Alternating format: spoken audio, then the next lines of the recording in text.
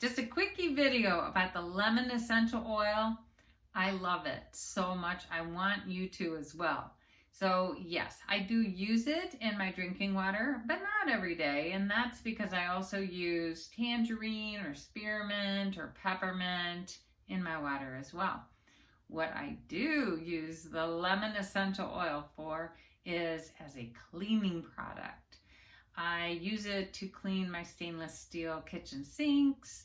I use it to get the scum off the top of my washing machine drum. I use it as a toilet bowl cleaner. And then I also use it to remove anything sticky.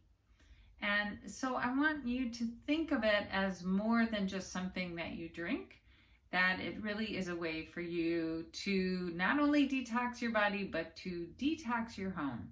Just remember that essential oils can corrode plastics.